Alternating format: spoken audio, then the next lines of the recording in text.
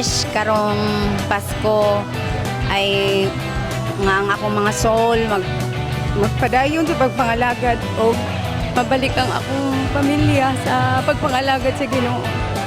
My wish this Christmas is to have a good health, especially to my family. That's all. Thank you. Akong wish nga ang akong pamilya karon nga year magka-unite ni sa pagsimba sa pagpangalaga diha sa Ginoo. Kuan ra kanang good health ra kana sa among service karon na hinaot ko nga maayo ra. Ang wish na ako karong Pasko is kaming tanan pamilya is good health ra. Healthy ra mi mga pamilya. Ang wish na karong Pasko nga naot ko nga gagam mo kusog sa Ginoo og always may gapon magsimba para kaniya. Hello guys, ako ang wish din okay, magka-guitar ko bago. Dili joke lang. Good health sa akong family mo gyud and magdungan mig celebrate this Christmas and New Year. Buo ang pamilya na po na mag-serve sa Lord. At madagdagan ang aking Bible studyhan. Yun lang, salamat sa Lord. To God be the glory. Nga buo sad akong pamilya nga mangalagad sa Ginoo nga magmatinud-anon ug sa tanan nga mga buluhaton dili gyud mapalyan kanang naagi dili magpalit, dili mag-absent. Mabuo sad mi sa among pagpangalagad sa Ginoo ug ang akong pasalamatan sad nga padayon ang Lord nga maghatag nga mo kalakasan, physical labos tanan sa spiritual, nga padayon nga maghatag kalambuan sa among pagpangalagad.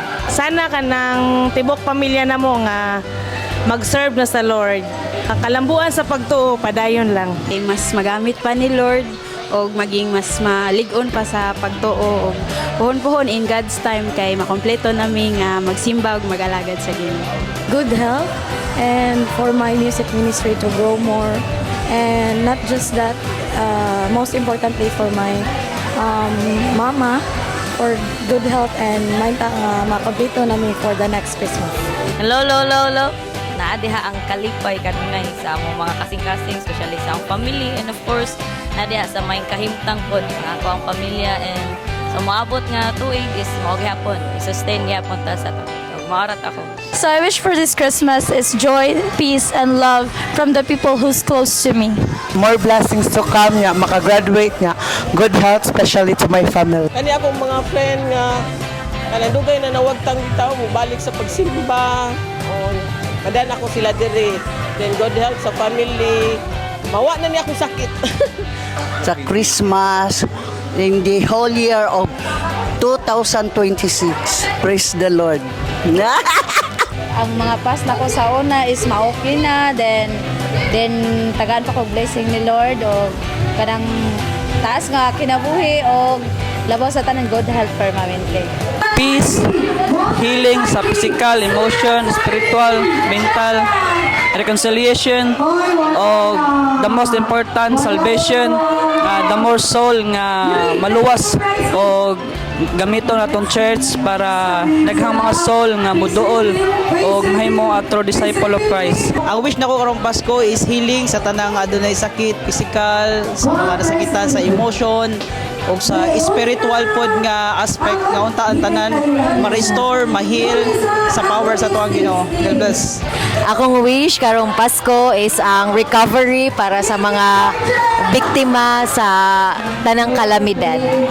Ang wish nako karong Pasko mabuo akong anak nga padayon sila magpasimba o peace and health sa akong pamilya. Maora akong wish karong Pasko. Unta mo grow and glow pa ko physically and especially in spiritual life.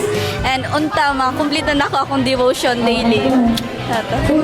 Wala na ko akong pamilya dire sa tuang simbahan nga matulungan nga makabaw sila kuan nga akong papa, akong mama, sa akong lolo, tanan may kalawasan, kami tanan.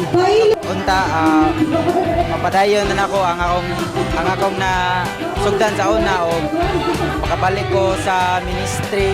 More blessings to come, and may maintain gyapon gid ko sa akong ministry mo na akong pinakakuan. Then for my school sad na yapon padayon gapon ko kusgan gapon wala di ta maluya and then more Unta, daghan pagso lang maluwas, daghan pag mga makaila sa Ginoo, daghan pa unta nga kanang same sa atong mga na-feel karon nga kalipay, nga lahira bigod ang kalipay nga nata sa atong Ginoo.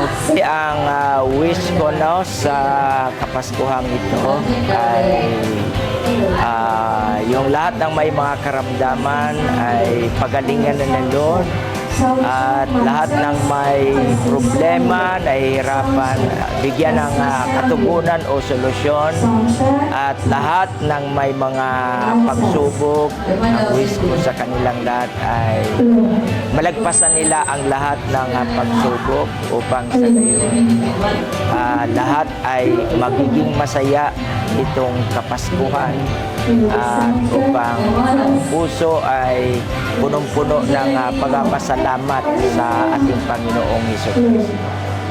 God bless.